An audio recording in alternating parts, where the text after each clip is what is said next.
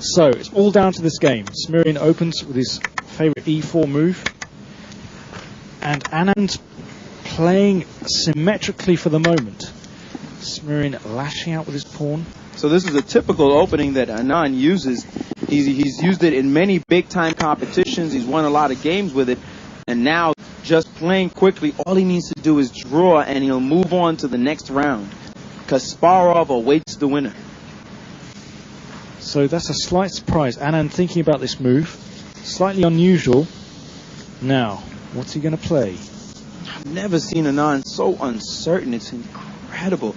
He's spending a lot of time on his clock, and you have to remember that he's spotting Smirin a minute, and for him to be thinking this deeply, and it's only like the fourth move on the board. It's incredible. Smirin playing very cleverly here. Now, what's he going to do? Not thinking. I think this is unbelievable. He's almost spent a minute, 20% of his time for 4 moves. It's incredible, the uncertainty of this strong player. He clearly is a bit off form. He better get back in form, or else he's going to be out of this competition. He's under 4 minutes now. It's crazy. Come on, Vishnu, make a move. Make a move. Madness. Come on. This is unbelievable. This is shocking. I'm stunned to see it. He's thinking this long on this, the 4th move of the chess game, analyzing what I do not know, but Smirin has successfully thrown him off, and now he's used a minute and 30 seconds to think about 4 moves. This is completely ridiculous. He's putting himself into a deep, deep hole. Yeah, I mean, this simple recapture of the pawn by white is a little bit unusual. Normally you attack this knight first. Having said that, the position is fairly simple. What is Vishy doing? He's finally made a move. I mean, could it have been that dramatic? I do not know what he was thinking about, but it's certainly surprising. He spent all that time and finally he's chased the knight. Although he's renowned to be an incredible speed player, we've seen him uncertain in this match. He needs to get his form back, and he's lost a lot of time in the clock, and he needs to start whipping out some moves. And finally, he's pushed his pawn up, and now he's beginning to play a little bit quicker. The bishop attacking, and now his knight has come out into the game, and now he's speeding up. The king is castled.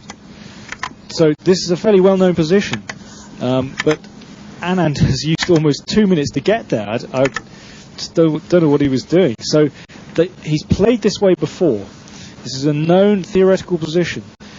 So Anand knows it very well, but he's moving. He's used a lot of time on his clock. He's used a lot of time, and now he's under 3 minutes. And Smirin has not even used 1 minute. He's not even used 60 seconds on his clock. Anand already used about 2 minutes 15 seconds. So the time could be a crucial factor here. Anand's position is fine, very solid, reasonable. He has great experience with this opening, but he's down on time. He's exchanging off pieces now. His knight has to drop back, and his drop back to the center. The knight kicking at this bishop.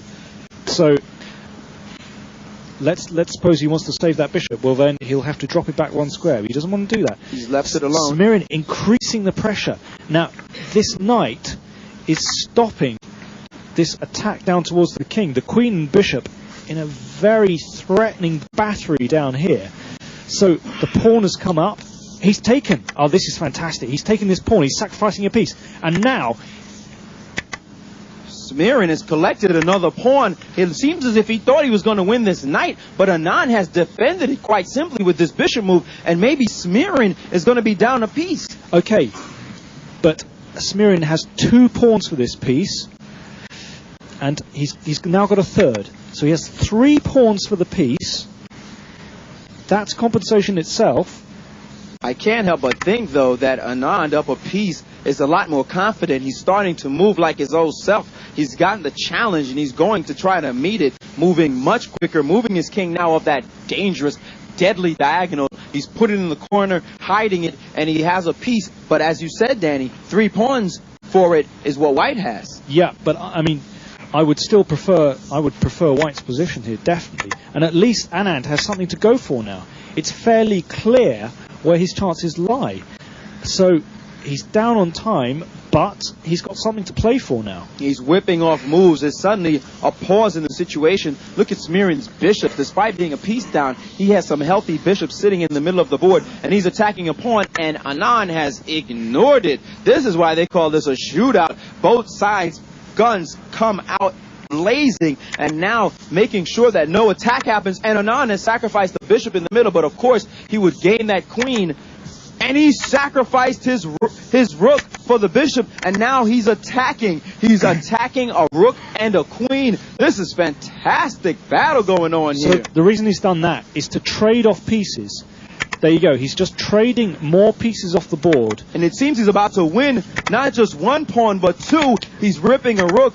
No, in fact, he's only going to win one pawn, and he's up a piece. And Danny, this is like a quick turnaround, and Anand is just up a piece. Okay, he's up a piece, but he's taken a pawn. Fantastic. And he sacrificed his queen. Unbelievable sacrifice. Anand showing his form. So, at the start of this, Smirin had 3 pawns for the piece. Now he's only got 1. Vishy has a clearly winning position here. The only problem is time. He has about a minute and a half to try and win this game. Smirin has over 3 minutes. And look at Anand display his skill, his accuracy, and his moves, moving quickly, showing just why they consider him so fast and so rich a speed player. He's just moving quickly now. He's at a big disadvantage on the clock, but he's got an extra piece. But this is not over yet. This game is not over.